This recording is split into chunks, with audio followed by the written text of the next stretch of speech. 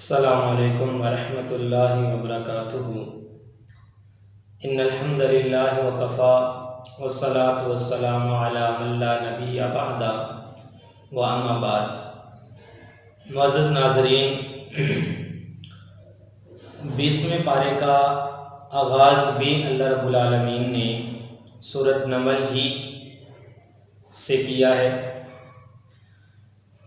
اس کے شروع کے اندر اللہ تعالیٰ نے اپنے خالق، اپنے مالک ہونے کی کچھ نشانیاں ذکر کی ہیں۔ اللہ تعالیٰ نے فرمایا کہ امن خلق السماوات والارض وانزل لکم من السماء ماء فانبتنا به حدائق ذات بہجۃ۔ اللہ کہتے ہیں زمین کو اور آسمان کو کس نے پیدا کیا ہے، پھر اس آسمان سے پانی کس نے برسایا۔ پھر اللہ کہتے ہیں امن جعل الارض قرارا، زمین کو جائے قرار، ٹھہرنے کی جگہ کس نے بنایا۔ وجعل خلالها انہارا، اور کس نے اس زمین کے اندر نہروں کو، دریاؤں کو جاری کیا۔ وجعل لها رواسی، اور کس نے اس کے اندر پہاڑوں کو گاڑ دیا۔ وجعل البحرین حاجزا، اور کس نے دو دریاؤں کو جو آپس میں ملے ہوئے ہیں، ایک میٹھا ہے دوسرا نمکین ہے پانی اس کا، تو اس کو کس نے آپس میں ملنے نہیں دیا، پردہ کس نے ان کے درمیان حائل کر دیا۔ پھر اللہ کہتے ہیں امن یجیب المضطر اذا دعاہ، کون ہے جو مجبور کی، لاچار کی، پسماندہ حال کی فریاد کو سنتا ہے۔ وَيُكْشِفُ السُّوءَ، اور بدی کو، برائی کو، بدحالی کو دور کرتا ہے۔ پھر اللہ کہتے ہیں اَمَّن يَهْدِيكُمْ فِي ظُلُمَاتِ الْبَرِّ وَالْبَحْرِ، کون ہے جو تمہیں خشکی میں اور تری کے اندر ہدایت دیتا ہے، یعنی راستہ دکھاتا ہے۔ پھر اللہ کہتے ہیں وَمَن يُرْسِلُ الرِّيَاحَ، کون ہوا کو چلاتا ہے۔ اللہ کہتے ہیں اَإِلَٰهٌ مَّعَ اللَّهِ، کیا اللہ کے ساتھ کوئی اور بھی معبود ہے، کیا اللہ کے علاوہ کوئی اور بھی خالق ہے جو یہ سارے کے سارے کام کرتا ہو۔ اللہ کہتے ہیں تَعَالَى اللَّهُ عَمَّا يُشْرِكُونَ، لوگ اللہ کے علاوہ یا اللہ کے ساتھ جن کو شریک بناتے ہیں، اللہ کی ذات ان سے بہت بلند ہے۔ اور اللہ نے ساتھ کہا قُلْ هَاتُوا بُرْهَانَكُمْ إِن كُنتُمْ صَادِقِينَ، اگر تمہارا یہ دعویٰ سچا ہے کہ اللہ کے علاوہ کوئی اور بھی معبود ہے، تو اللہ کہتے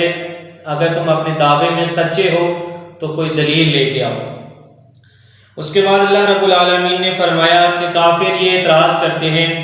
وَقَالَ الَّذِينَ كَفَرُوا أَإِذَا كُنَّا تُرَابًا وَآبَاؤُنَا أَإِنَّا لَمُخْرَجُونَ، کافر کہتے ہیں کہ ہم ہمارے آباء و اجداد مٹی کے اندر جب مل جائیں گے مرنے کے بعد تو کیا دوبارہ ہم زندہ کیے جائیں گے۔ تو اللہ نے بارہا اس کا جواب دیا، اور انہوں نے ساتھ کہا ھذا الا اساطیر الاولین، یہ تو پہلے لوگوں کی قصے اور کہانیاں ہیں۔ تو اللہ نے یہ بات ان کو باور کروائی، سمجھائی کہ وہ ذات جس نے تمہیں پہلے پیدا کیا تھا، جب تمہارا نمونہ کوئی نہیں تھا، جب تمہارا ماڈل کوئی نہیں تھا، جب تمہارا سٹرکچر کسی کو نہیں پتا تھا، اب تمہاری ہر چیز کے بارے میں اللہ جانتے ہیں، پہلے بھی جانتے تھے، تو اب تمہارا جو دوبارہ پیدا کرنا وہ مشکل کام نہیں ہے۔ اس کے بعد اللہ فرماتے ہیں قیامت کی ہولناکی کے بارے میں اس پارے کے اندر اللہ کہتے ہیں وَيَوْمَ يُنْفَخُ فِي الصُّورِ فَفَزِعَ مَنْ فِي السَّمَاوَاتِ وَمَنْ فِي الْأَرْضِ إِلَّا مَنْ شَاءَ اللَّهُ، اللہ کہتے ہیں جب سور پھونک دیا جائے گا تو زمین و آسمان کے اندر ایک کھلبڑاہٹ پیدا ہو جائے گی، زمین و آسمان کے اندر کھلبلی مچ جائے گی، شور برپا ہو جائے گا۔ اللہ کہتے ہیں کہ جب یہ معاملہ ہوگا وَتَرَى الْجِبَالَ تَحْسَبُهَا جَامِدَةً، تم پہاڑوں کو دیکھیں گے کہ وہ کس طرح اڑتے ہوئے جائیں گے۔ اور اللہ کہتے ہیں کہ اس دن کے جو معاملات ہیں وہ بہت ہی خطرناک اور سنگین ہوں گے۔ اس کے بعد اللہ رب العالمین نے اس پارے کے اندر سورۃ قصص کا آغاز کیا ہے، اور اس کے اندر موسیٰ علیہ السلام کا واقعہ بیان کیا کہ جب وقت کے فرعون نے اس بات کا اعلان کیا نجومی کی پیش گوئی کو سن کر کہ ایک بچہ آنے والا ہے جو تمہاری سلطنت کو تباہ و برباد کر دے گا، تو اس نے کہا کہ جو بچہ پیدا ہو اس کو قتل کر دیا جائے۔ ایک عرصہ تک یہ کام چلا تو دیکھا کہ بزرگ ہی رہ گئے ہیں، کوئی نوجوان نظر نہیں آتا۔ پھر انہوں نے کہا کہ 1 سال بچے کو قتل کیا جائے، دوسرے سال بچے کو زندہ چھوڑ دیا جائے۔ تو جس سال قتل کیا جانا تھا اللہ تعالیٰ نے موسیٰ علیہ السلام کو پیدا کیا۔ جب موسیٰ علیہ السلام کی ولادت ہوئی تو والدہ نہیں چاہتی تھی کہ میں اپنے بیٹے کو قتل کروں یا وہ فرعون کے سپاہی آئیں اور اس کو آ کے قتل کر دیں، تو اللہ کہتے ہیں کہ ہم نے تسلی دینے کے لیے ان کی والدہ کو کہا وَأَوْحَيْنَا إِلَىٰ أُمِّ مُوسَىٰ أَنْ أَرْضِعِهِ فَإِذَا خِفْتِ عَلَيْهِ فَأَلْقِيهِ فِي الْيَمِّ وَلَا تَخَافِي وَلَا تَحْزَنِي۔ اللہ کہتے ہیں کہ ہم نے موسیٰ علیہ السلام کی والدہ کی طرف وحی کی کہ آپ اس کو دریا کے سپرد کر دیں اور آپ بالکل گھبرائیں نہ، پریشان نہ ہوں، غم نہ کریں۔ پھر دیکھا وہ جب دریا سپرد کر دیا تو وہ چلتا چلتا فرعون کے محل کے سامنے سے گزر رہا تھا۔ فرعون کی بیوی نے دیکھا، غلاموں سے کہا وہ صندوق لے کے آئے، کھولا، اس کے اندر بیٹا دیکھا، بچہ دیکھا۔ اس نے کہا کہ ہمارے ہاں تو اولاد نہیں ہے، اس کو ہم اپنا بیٹا بنا لیتے ہیں۔ فرعون بھی مان گیا، راضی ہو گیا۔ اب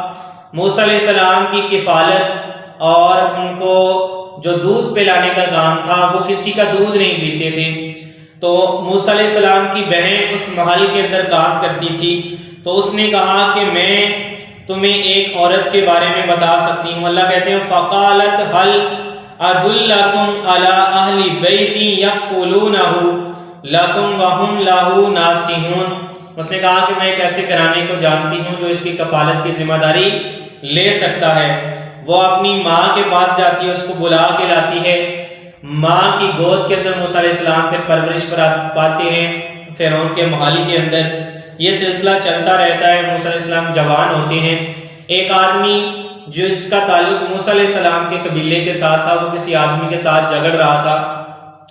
موسیٰ علیہ السلام نے چھڑانے کی کوشش کی، نہیں باز آیا۔ دوسرے قبیلے کے آدمی کو انہوں نے گھونسا مارا تو وہ وہاں پہ ہی مر گیا۔ موسیٰ علیہ السلام کو اس فعل کے اوپر ندامت بھی کہ یہ میں نے کیا کر دیا۔ اسی طرح دوسرا دن ہوا تو اس نے دیکھا کہ دوبارہ وہ آدمی جو موسیٰ علیہ السلام کے قبیلے کا تھا کسی اور سے جھگڑ رہا تھا۔ موسیٰ علیہ السلام کو دیکھ کے مدد کے لیے پکارا، تو جب پکارا اور یہ بات واضح ہو گئی کہ کل بھی موسیٰ علیہ السلام نے اس بندے کو مارا تھا، تو یہ بات فرعون کے پاس پہنچی کہ جس بندے نے ہمارے بندے کو قتل کیا تھا اس کا نام یہ ہے۔ تو موسیٰ علیہ السلام کے پیچھے اس نے فوج لگا دی۔ اب فوج پیچھے بھاگنا شروع ہوئی تو موسیٰ علیہ السلام کو ابھی خبر نہیں تھی۔ ایک جاننے والے نے موسیٰ سے کہا کہ آپ یہاں سے بھاگ جائیں، آپ کو ہرکارے ڈھونڈ رہے ہیں، وہ آپ کو فرعون کے پاس لے جائیں گے، آپ کو ماریں گے۔ موسیٰ علیہ السلام وہاں سے نکل پڑتے ہیں، چلتے چلتے مدین کے علاقے میں پہنچتے ہیں۔ وہاں پہ ایک کنواں ہے جہاں پہ لوگ اپنی بکریوں کو پانی پلا رہے ہیں، لیکن 2 بچیاں ایک سائڈ پہ کھڑی ہیں۔ جب وہ پانی پلا کے چلے جاتے ہیں، موسیٰ علیہ السلام ان کے پاس جاتے ہیں اور پوچھتے ہیں کہ تم یہاں پہ کیوں کھڑی ہو؟ وہ بتاتی ہیں کہ ہمارا باپ بوڑھا ہو چکا ہے، ہمارے گھر میں بھائی کوئی نہیں ہے، لڑکا کوئی نہیں ہے، جوان کوئی نہیں ہے، تو ہم ان کو پانی پلانے کے لیے لے آئیں گے۔ وہ جب سارے لوگ پلا کے چلے جاتے ہیں تو پھر جو پانی بچا ہوتا ہے وہ ہم اپنی بکریوں کو پلاتے ہیں اور یہاں سے رخصت ہو جاتے ہیں۔ موسیٰ علیہ السلام ان کی بکریوں کو پانی پلایا،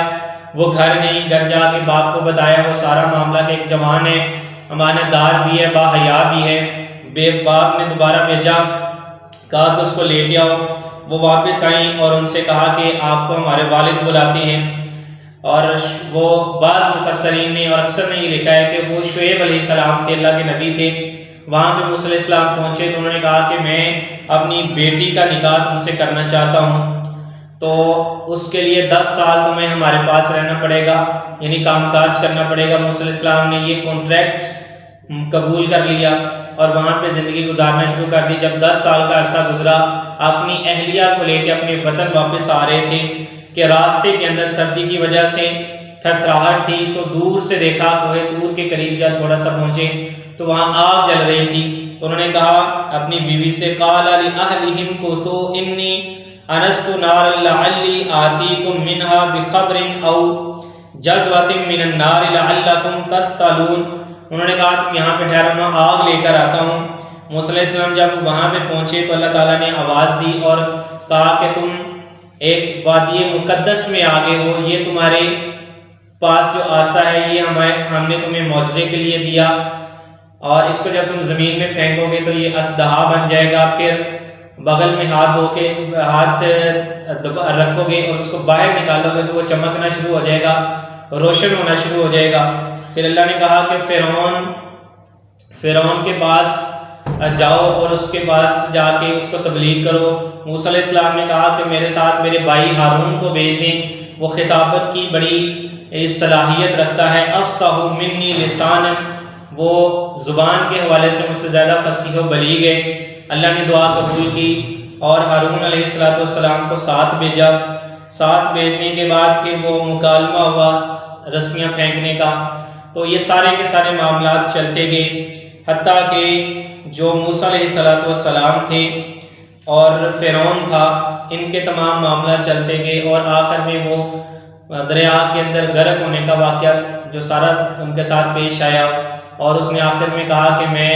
اللہ کے اوپر ایمان لایا جو موسیٰ کا اور ہارون کا اور بنی اسرائیل کا رب اور خدا ہے۔ یہ ساری باتیں اللہ رب العالمین نے اس پارے کے اندر ذکر کی۔ اس کے بعد اللہ تعالیٰ نے اسی موسیٰ علیہ السلام کی قوم کے اندر سے ہی ایک آدمی تھا قارون، جس کا ذکر کیا، جس کو اللہ نے مال و دولت سے نوازا۔ اللہ کہتے ہیں کہ اس کی خزانوں کی چابیاں اونٹوں کی ایک جماعت اٹھایا کرتی تھی۔ جب اس سے کہا گیا کہ اللہ کے راستے میں خرچ کرو تو اس نے کہا قال انما اوتیتہ علی علم عندی، یہ جو کچھ بھی میرے پاس ہے یہ میرے علم کی بدولت ہے۔ تو اللہ کہتے ہیں کہ جب اس نے اللہ کے راستے میں خرچ کرنے سے انکار کر دیا، تکبر کیا، گھمنڈ کیا، نخوت اختیار کی اور اللہ کی نافرمانی کی، تو اللہ نے کہا کہ فخسفنا بہ وبدارہ الارض، ہم نے اس کو اور اس کے خزانے کو زمین کے اندر دنسا دیا۔ یعنی اللہ تعالیٰ کے راستے کے اندر جب اس نے خرچ نہ کیا تو اللہ تعالیٰ نے اس کو یہ سزا دی عبرتناک۔ اور جو لوگ اس دوران یہ خواہش کرتے تھے کہ ہمیں بھی قارون کی طرح مال و دولت ملے، جب دیکھا انہوں نے کہ قارون کو اس کے خزانے اور مال کے سمیت اللہ نے زمین کے نیچے دنسا دیا ہے، تو وہ کہنے لگے کہ اللہ کا شکر ہے کہ ہمارے پاس یہ چیزیں نہیں ہیں اور اللہ نے ہمیں اس آفت سے بچا لیا۔ اس کے بعد سورۃ عنکبوت اللہ رب العالمین نے اس بارے کے اندر ذکر کی۔ سورۃ عنکبوت کے شروع کے اندر اللہ فرماتے ہیں احسب الناس ان یترکوا ان یقولوا آمنا وهم لا یفتنون، جب لوگ ایمان لے کر آتے ہیں تو وہ یہ گمان نہ کریں کہ ان کو فتنے کے اندر، آزمائش کے اندر مبتلا نہیں کیا جائے گا۔ اللہ کہتے ہیں جو ان سے پہلے لوگ تھے جو ایمان لے کے آئے ان کو آزمائش کا سامنا ضرور کرنا پڑا۔ یاد رکھیں جب بندہ مسلمان ہوتا ہے، ایمان لے کے آتا ہے، تو اس کا ٹیسٹ لیا جاتا ہے، اللہ آزماتے ہیں اس بندے کو یہ کس قدر اپنے ایمان کے اندر پختہ اور مضبوط ہے، اور اپنے خالق اور اپنے مالک کے لیے اپنی زندگی، اپنا مال، اپنی دولت، اپنے گھر، اپنا بار، اپنا خاندان، اپنا قوم، اپنا قبیلہ، یہ ساری کی ساری چیزیں اپنے خالق اور مالک کے لیے قربان کرنے کی طاقت اور استطاعت رکھتا ہے کہ نہیں، اس کے اندر یہ صلاحیت اور خوبی پائی جاتی ہے کہ نہیں۔ اگر وہ پائی جائے تو وہ دنیا کے اندر بھی ایک عظیم انسان بن جاتا ہے، اور آخرت کے اندر بھی اللہ رب العالمین نے اس کے لیے بہت ہی اعلیٰ اور عرفہ مقام عطا کر کے بنا کے رکھا ہوتا ہے۔ اس کے بعد اس بارے کے آخر کے اندر اللہ تعالیٰ نے مشرک لوگ جو طرح طرح کے وہم، گمان اور ظن اپنے ذہن کے اندر، دل و دماغ کے اندر لے کر آتے ہیں، اللہ نے اس کا ذکر کیا کہ اس کی تو مثال، یعنی وہ جن سہاروں کو دنیا میں اپنا سہارا بناتے ہیں اللہ کو چھوڑ کے، جن سے وہ مدد مانگتے ہیں اللہ کو چھوڑ کے، جن کے اوپر وہ اپنی ساری زندگی کا دارمدار دنیا کی اور آخرت کا چھوڑ دیتے ہیں کہ یہ ہمیں اللہ کے عذاب سے بچا لیں گے، تو اللہ کہتے ہیں، اللہ نے ان کے گمان کا ذکر کیا، اللہ فرماتے ہیں مثل الذین اتخذوا من دون اللہ اولیاء کمثل العنکبوت اتخذت بیتا وان اوہن البیوت لبیت العنکبوت لو کانوا یعلمون۔ اللہ کہتے ہیں کہ وہ مکڑی کی طرح جالے بناتے ہیں وہم و گمان کے، اور اللہ کہتے ہیں کہ مکڑی کا جو جالا ہے وہ انتہائی کمزور ہوتا ہے، وہ یہ گمان کرتی ہے کہ میں نے بڑا سخت، بڑا مضبوط سیسا پلائی دیوار کی طرح جالا بنا کے رکھا ہے، میرے اندر کوئی آ نہیں سکتا، دشمن مجھے نقصان نہیں پہنچا سکتا، لیکن ایک پھونک سے